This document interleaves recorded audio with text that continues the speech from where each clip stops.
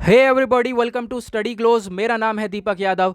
Now इस video में हम लोग बात करने वाले हैं एक बहुत ही इंपॉर्टेंट टॉपिक के बारे में। हाल ही में एक स्टडी पब्लिश करी गई है और उसके अंदर बताया गया कोविड 19 की वजह से मैटरनल डेथ और स्टिल बर्थ काफ़ी तेज़ी से बढ़े हैं। ये सारे कॉन्सेप्ट्स हम इस वीडियो के अंदर क्लियर करेंगे और ये टॉपिक आपके यूपीएससी के पॉइंट ऑफ व्यू, हेल्थ के पॉइंट ऑफ व्यू से भी काफ़ी इंपॉर्टेंट हो जाता है। ऑथेंटिक वे में हम इस पूरे आर्टिकल को ख़त्म करने वाले हैं। नाउ बढ़ते हैं आगे। अभी तक आपने स्टडी ग्लोस को सब्सक्राइब नहीं किया है तो सब्सक्राइब कर लो और बेल आइकन प्रेस कर लेना। यह है मेरी Instagram ID Deepak Yadav education. यहाँ पे आप मुझसे जाकर जुड़ सकते हो और अपनी क्वेरीज पूछ सकते हो। देखो, सभी लोगों को मालूम है साल 2020 में कोविड 19 पैंडेमिक ने बहुत सारी प्रॉब्लम्स क्रिएट करी हैं। उनमें से एक नंबर 1 प्रॉब्लम ये भी है, हमारा हेल्थ सिस्टम बहुत ही बुरी तरह से हिट हुआ है इस कोविड 19 पैंडेमिक से। और इस हेल्थ सिस्टम के हिट होने की वजह से मैटरनल डेथ और स्टिल बर्थ बढ़ते हुए नजर आए हैं। ये सारी चीज़ें पब्लिश करी गई the Lancet global health journal के अंदर। अभी मैं इसका आपको एक स्क्रीनशॉट भी दिखाने वाला हूं, लेकिन उससे पहले ये आप देख पा रहे होंगे द हिंदू का आर्टिकल है, कोविड 19 ने बढ़ा दिया है मैटरनल डेथ और स्टिल बर्थ को। तो ये आप देख पाओगे द लैंसेट ग्लोबल हेल्थ का वेबसाइट पे, यहाँ पे आपको ये आर्टिकल मिल जाएगा। उसका मैंने स्क्रीनशॉट यहाँ पर लगा दिया है। ये आप देख पाओगे क्या इफेक्ट पड़ा है मैटरनल डेथ के ऊपर कोविड 19 का। तो इसको डिस्कस करेंगे। अब यहाँ पे सबसे पहले दो चीज़ें आपको समझनी काफ़ी ज़्यादा इंपॉर्टेंट है। मैटरनल डेथ क्या होता है और स्टिल बर्थ क्या होता है। ये दोनों समझ जाओगे तो ऑब्वियस ही बात है, आपको पता चल जाएगा कि क्या चीज़ बढ़ती हुई नजर आई है। देखो, मैटरनल डेथ का मतलब है फीमेल की डेथ हो जाना वाइल प्रेगनेंसी या फिर with in 42 days of termination of pregnancy, यानी किसी महिला की प्रेगनेंसी के टाइम पर डेथ हो जाना या फिर प्रेगनेंसी पूरी खत्म होने के बाद 42 दिन के अंदर अंदर अगर महिला की डेथ हो जाती है तो वो मैटरनल डेथ कहलाती है। अब ये सारी चीज़ें ऐसे ही नहीं बताई गई हैं, ये सारी चीज़ें WHO ने, यानी कि वर्ल्ड हेल्थ ऑर्गेनाइजेशन ने खुद ही बताया है और ये WHO की वेबसाइट पे आपको सारी चीज़ें मिल जाएंगी। लेकिन यहाँ पर मैंने एक स्क्रीनशॉट लगाया है जहाँ पे बताया गया मैटरनल डेथ की क्या क्या कॉजेज़ हैं, यानी किस वजह से जो वेमेन है इनकी डेथ हो जाती है। तो यहाँ पे बेसिकली 5 रीज़न बताए गए हैं WHO के द्वारा। सबसे पहला रीज़न है सीवर ब्लीडिंग के बारे में, यानी कि मान लो किसी महिला ने बच्चे को जन्म दिया, उसके बाद ज़्यादा ब्लीडिंग की वजह से भी उसकी डेथ हो जाती है, या फिर इन्फेक्शन की वजह से। थर्ड प्रॉब्लम बताई गई हाई ब्लड प्रेशर की वजह से। फोर्थ प्रॉब्लम डिलीवरी के टाइम पर बहुत सारी प्रॉब्लम्स होती हैं उसकी वजह से। और फिफ्थ काफ़ी खतरनाक है अनसेफ एबॉर्शन की वजह से। काफ़ी महिलाएं अबॉर्शन कराती हैं अनसेफली, उसकी वजह से भी उनकी डेथ हो जाती है। तो ये सारे रीजंस बताए गए हैं WHO के द्वारा। नाउ इसको थोड़ा सा और डिटेल में डिस्कस करेंगे, लेकिन उससे पहले दूसरा कॉन्सेप्ट, ये स्टिल बर्थ क्या होता है। अब यहाँ पे हमने मैटरनल डेथ में देखा कि महिला की डेथ होती है, यानी बच्चे की माँ की डेथ हो जाती है।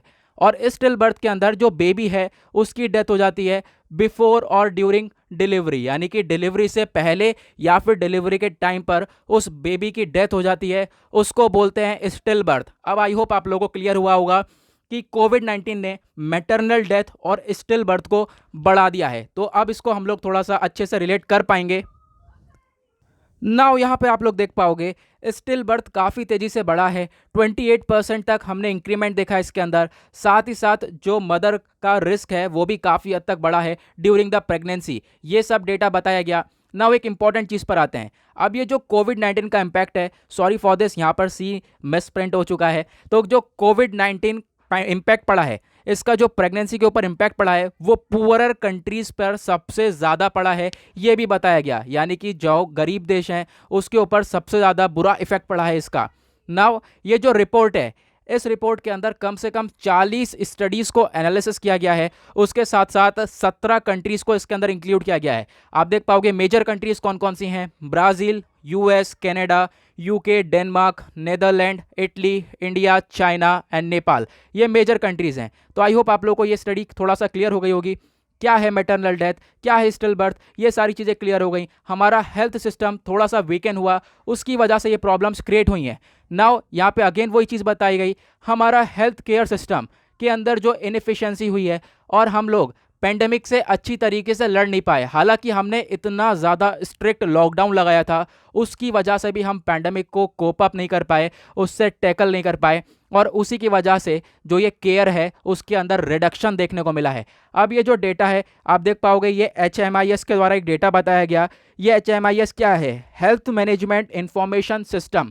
अब इसके अंदर बताया गया, देखो कंपेयर करा गया है साल 2019 को और साल 2020 को। साल 2019 में जो अप्रैल से लेकर जून के टाइम था, और साल 2020 में जो अप्रैल और जून का टाइम था, इसमें काफ़ी बड़ा डिफरेंस है। क्या डिफरेंस है? जो लॉकडाउन का टाइम था यानी साल 2020 जब कोरोना था, तो उसमें क्या हुआ है, जो वेमेन है उनका एंटी नेटल चेकअप जो है उसके अंदर ड्रॉप डाउन देखने को मिला है, कम से कम 27% से 27% से जो वेमेन है, प्रेग्नेंट वेमेन, उन्होंने अपना चेकअप ही नहीं करवाया। कौन सा? Antenatal checkup. ये क्या होता है, चलो मैं आपको पहले ये क्लियर करता हूँ, फिर उसके बाद हम आगे बढ़ेंगे। देखो एंटीनेटल चेकअप बेसिकली क्या होता है, बच्चे को प्लान करने से बच्चे की डिलीवरी तक जो भी बच्चे की केयर करी जाती है, एक तरीके से हम लोग उसको पेरेंटल केयर भी बोल सकते हैं, जो भी बच्चे की केयर करी जाती है उसको बोलते हैं एंटीनेटल चेकअप। अब ये चेकअप जो है काफ़ी हद तक होता है, आप देख पाओगे कम से कम 28 वीक्स में, हर 4 सप्ताह में ये चेकअप करवाया जाता है। फिर उसके बाद अलग अलग यहाँ पर आप देख पाओगे शेड्यूल इसके बनाए जाते हैं, यानी कि अगर कोई वीमेन को ज़्यादा प्रॉब्लम हो रही है अपनी प्रेगनेंसी के टाइम पर, तो उसको लगातार चेकअप कराने चाहिए, ठीक है, यानी कि हर सप्ताह में एक बार जाकर चेकअप कराना चाहिए जब तक डिलीवरी ना हो जाए। तो ये सारे चेकअप्स हुए ही नहीं हैं। क्यों? क्योंकि कोविड-19 पैंडमिक था, लॉकडाउन था, प्रॉब्लम्स क्रिएट हो रही थी, तो यहाँ पर इन सब की वजह से इन्होंने ये सारे चेकअप्स नहीं कराए। एक सबसे बड़ा रीज़न ये भी है जिसकी वजह से ये मैटरनल डेथ और ये स्टिल बर्थ बढ़ता हुआ नजर आया है। दूसरा, 28% तक डिक्लाइन देखने को मिला है इंस्टीट्यूशनल डिलीवरीज में, यानी कि इंस्टीट्यूशंस के अंदर डिलीवरीज ही नहीं हुई है। मतलब कि आप कह सकते हो किसी एक्सपर्ट वगैरह ने डिलीवरी नहीं करी है, घरों पे डिलीवरी हो गई है, ज़्यादातर देखने को मिली है इस पैंडेमिक के टाइम पर, तो उसकी वजह से भी मैटरनल डेथ और स्टिल बर्थ बढ़ा है। और एट द लास्ट बताया गया जो प्री नेटाल सर्विसेज हैं वो भी डिक्लाइन हुई हैं 22% से। अब ये प्री नेटाल सर्विसेज क्या हैं इसको हम लोग डिस्कस करेंगे, लेकिन हाँ उससे पहले एक हमने इंपॉर्टेंट पॉइंट मिस कर दिया। ये जो एंटी नेटाल केयर है, यानी अभी हमने डिस्कस किया था जो एंटी नेटाल चेकअप है, इसके बहुत सारे इंपॉर्टेंस भी हैं। क्या इंपॉर्टेंस है? देखो बच्चे की अगर केयर करी जा रही है, बच्चे के ऊपर ध्यान लगाया जा रहा है, उसके आज चेकअप हो रहा है बार बार, तो ऑब्वियस सी बात है हम उसको अच्छी तरीके से आप टैकल कर पाएंगे। और जो है यहाँ पे क्या होता है, ढेर सारी इंफॉर्मेशन वगैरह प्रोवाइड करवा जाती है वीमेन को। अगर वीमेन जाके चेकअप करवाएगी तो उसे बहुत कुछ सिखाया जाएगा कि आपको ऐसे रहना है, ऐसे रहना है, ठीक है। तो यहाँ पर काफ़ी हद तक जो है ईजिली जो है डिलीवरी हो जाती है। लेकिन जब ये एंटीनेटल चेकअप ही नहीं होगा तो ये प्रॉब्लम्स क्रिएट होती भी नज़र आएंगी, ऑब्वियस सी बात है। अब यहाँ पे बातचीत करी गई थी प्री नेटाल सर्विस के बारे में, ये भी 22% से डिक्लाइन हुआ है। मतलब कि देखो अगेन यहाँ पे हम लोग एक तरीके से कह सकते हैं जो पेरेंटल केयर है वो, यानी कि देखो हेल्थ एजुकेशन नहीं मिल पाई, ठीक है, अच्छी तरीके से टेस्टिंग वगैरह नहीं हो पाई, ढेर सारे टेस्ट होते हैं वो सारे टेस्ट नहीं हो पाए, तो ये सारी सर्विसेज अगर नहीं प्रोवाइड करवाओगे तो ऑब्वियस ही बात है ये सारी प्रॉब्लम्स क्रिएट होती हुई नजर आएंगी। तो आई होप आप लोगों को ये सारी चीज़ें क्लियर हो गई होंगी। क्या है यहाँ पे एंटीनेटल चेकअप, इंस्टीट्यूशनल डिलीवरीज नहीं हो पाई, प्रीनेटल सर्विसेज के अंदर डिक्लाइन देखने को मिला है, यानी कि अच्छी तरीके से मतलब वेमेन को एजुकेशन वगैरह नहीं प्रोवाइड हो पाई है, तो उसकी वजह से ये प्रॉब्लम्स क्रिएट हुई हैं।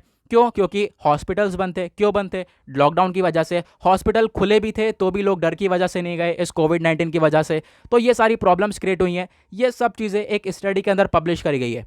आई होप आप लोग को ये सारी चीज़ें क्लियर हो गई होंगी, ये स्टडी पूरी की पूरी क्लियर हो गई होगी, और ये आपके यूपीएससी एग्जाम के पॉइंट ऑफ व्यू से इंपॉर्टेंट बन जाता है, हेल्थ के पॉइंट ऑफ व्यू से, इसको याद रखना। ओके नाउ इसी के साथ करते हैं हम लोग अपने वीडियो का एनालिसिस समाप्त। मिलते हैं आप लोगों से नेक्स्ट वीडियो में। आज के लिए bye bye, have a nice day.